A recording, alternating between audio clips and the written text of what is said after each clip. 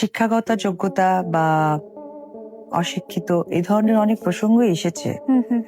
তো আমার পারিবারিক শিক্ষা সবসময় বলেছে যে মানুষকে ছোট করাটাই আমার পরিবারের শিক্ষা নয়। আমার পরিবারের শিক্ষা মানুষকে যদি আমি বড় করতে পারি, ওটার মধ্যে নিজেদের পরিবারকে প্রেজেন্ট করা হয়।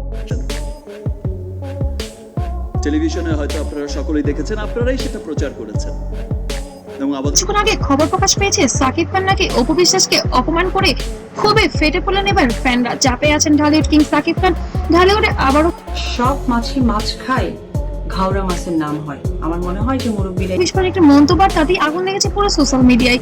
জনপ্রিয় নায়িকা অপু বিশ্বাসকে নিয়ে এমন কিছু বলা হয়েছে কথাগুলোর সাথে অনেক বেশি পরিচিত, এখনকার হয়তো জেনারেশন নাও হতে পারে হয়। তো সেই জায়গা থেকে যা শুনে ক্ষোভে ফুসছে এবার হাজার হাজার ভক্ত। কি বলা হয়েছিল, কেন বলা হয়েছিল, আর কেন এত বিতর্ক, ভিডিওটা শেষ পর্যন্ত দেখুন, কারণ শেষের দিকে আছে সবচেয়ে। ওকে বলেন পেপার দেখাইতে, ওটা একটা চক্রের সাথে জড়িত। ও চাইতেছে আমি শেষ, মানে ওই চক্রটা বড় টুইস্ট। একসময় ঢালিউডের সবচেয়ে আলোচিত জুটি সাকিব খান এবং অপু বিশ্বাস, তাদের প্রেম, বিয়ে, সন্তানের জন্ম সবই ছিল যে সাকিব খান শেষ মানে বাংলা চলচ্চিত্রই শেষ। এই জন্য তো আঘাত হানতেছে, কত টাকা পেয়ে এমন করতেছে খবরের শিরোনাম। কিন্তু সময়ের সাথে সাথে সম্পর্কের মধ্যে দূরত্ব তৈরি হয়, আর সেই দূরত্বই আজকের এই বিতর্কের কারণ। সম্প্রতি সোশ্যাল মিডিয়ায় ভাইরাল হয়েছে একটি মন্তব্য, যেখানে অপুকে নিয়ে করা হয়েছে অপমানজনক ইঙ্গিত। অনেকেই বলছেন এই মন্তব্য এসেছে আমি বলেছি না, আমার লোক বলেছে। সাকিব খানের দিক থেকেই। যদিও বিষয়টি এখনো কোনো স্পষ্ট অফিসিয়াল বক্তব্য নেই, তাহলে প্রশ্ন, এটা কি সত্যি বলা হয়েছে নাকি গুজব? সম্প্রতি সোশ্যাল মিডিয়ায় সাকিব খানের একটা বক্তব্য ভাইরাল হয়েছে, যেখানে অপু বিশ্বাসকে পারিবারিক শিক্ষা নেই, মূর্খ, শিক্ষাগত যোগ্যতা। তাহলে কি করতে বলেন? এত বছর পর কেন এসে করতেছে? আমার কাছ থেকেও টাকা খাইছে কয়েকদিন আগে 12 লাখ টাকা, আর একেবারেই নিছক কম, এমনই কিছু মন্তব্য করেছিলেন ঘনিষ্ঠ মহলে।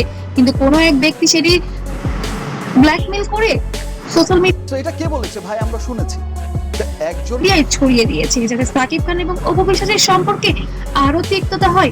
তবে কি এটা বুবলি করিয়েছেন, নাকি এটি আসলেই সাকিব খান ইচ্ছা করে ট্রেন্ডিং এ থাকার জন্য করেছেন? সবকিছুই এখন যেন গুঞ্জনের মধ্যেই সোশ্যাল মিডিয়ায় শুরু হয়েছে।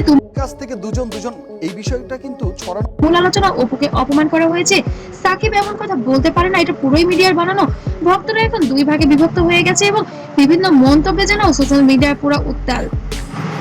এদিকে অপু বিশ্বাস চুপ থাকবে আর কতক্ষণ? এবার যেন মুখ খুলেই ফেললেন সাকিব খানের জন্য।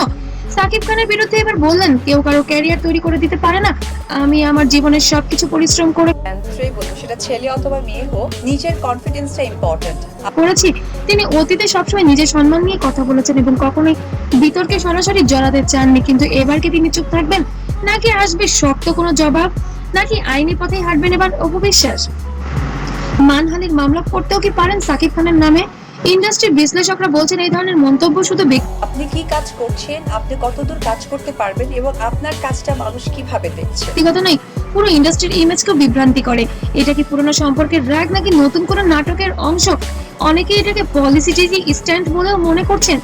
কিন্তু এখানেই শেষ নয়। ঘনিষ্ঠ সূত্র থেকে জানা গিয়েছে খুব শীঘ্রই এই বিষয়ে মুখ খুলতে পারেন। তো ওই জায়গা থেকে নেগেটিভিটি যদি আমাকে টাচ করতে পারতো, তাহলে তো আমি এগিয়ে যেতে পারবো না, কারণ ঢালিউড কুইন অপু বিশ্বাস তাহলে আবারও কাঁপবে ঢালিউড। একসময় ছিলেন যারা ভালোবাসার প্রতীক, আজ তারা বিতর্কের কেন্দ্রে। ভালোবাসা, সম্মান আর অহংকার, এই তিন লড়াইয়ে যেন শেষই হচ্ছে না। অপুকে অপমান করা হয়েছে নাকি এটা শুধুই গুজব? আপনার কি মনে হয়? কমেন্টে জানাতে ভুলবেন না। আর ভিডিওটি যদি ভালো লাগে অবশ্যই লাইক, কমেন্ট, শেয়ার করবেন। আর নতুন নতুন আপডেট পেতে অবশ্যই সাবস্ক্রাইব করে রাখবেন। আর পেজ থেকে দেখলে ফলো দেন। সবাইকে অসংখ্য ধন্যবাদ সাথে থাকার জন্য।